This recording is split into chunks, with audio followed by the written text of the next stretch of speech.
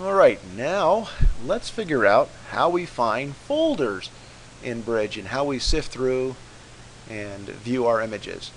We can start over here under this Favorites tab. We can click on Computer. We can click back in here into this folder here. It's really, there's about 2 or 3 ways we can get into our folders with our images. So we're working on these tabs here, or we can click on these items across the top. I almost always use these items across the top because you'll see what happens as we kind of sink into the levels. We'll see this top bar here kind of shows where we're coming from. So let's go into our Photoshop test folders here, and we'll notice up across the top bar up here that it shows where we are. It's really kind of a neat way. If you wanted to back up one, you can do that. You can go back in. You can also use these buttons here to go backwards and forwards. They're convenient sometimes as well. So that's how we find our folders on our computers. It's on our computer or on our attached hard drives. Okay. One of the first things you're going to want to do before you get to rolling around in Bridge too much is you're going to want to set up a few preferences. And we're going to find those right up here.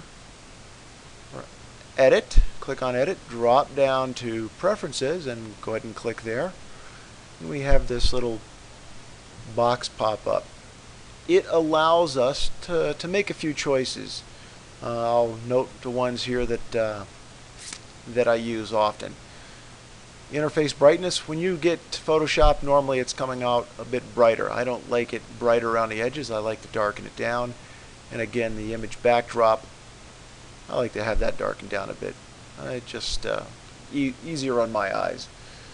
Okay, I also make sure to have this double click edits settings in edits camera raw settings in Bridge. Doesn't bring you all the way into Photoshop and then open up camera raw. Takes you right into camera raw, which you'll find very useful later on.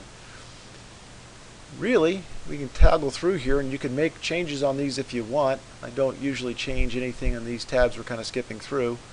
There may be a few things I've toggled on and off here to suit my taste on file properties. Don't do anything here. Labels, this is a big one. Here in Labels, the default, it's shipped with that box checked, which means to add labels or rankings, you need to hold the Control key down while typing in a number. Well, I don't find that useful. I just simply want to type the number, so I uncheck, and you'll notice now we just have to type the numbers and we'll apply rankings and label. Again, if we leave it checked, we have to control the type, uncheck, and we simply type the numbers. And that's the really other big one we mess with here. If you ever find that your file type associations are messed up, they want to open up in something default other than what you want, then you can go in here and set those defaults up again. Looks like these have been goofed around, but here we go. TIFF is Photoshop. Obviously don't mean anything unless they're not opening in the image in Photoshop and you want them to, in which case you can go in there and ask for them by dropping down here, browsing.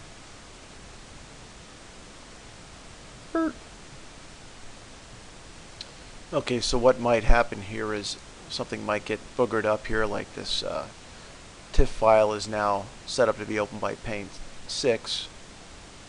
Not even sure what that program is. So we'll go into Browse, we'll go into Adobe, go into Adobe Photoshop CS4, and then click on its execution file and go OK.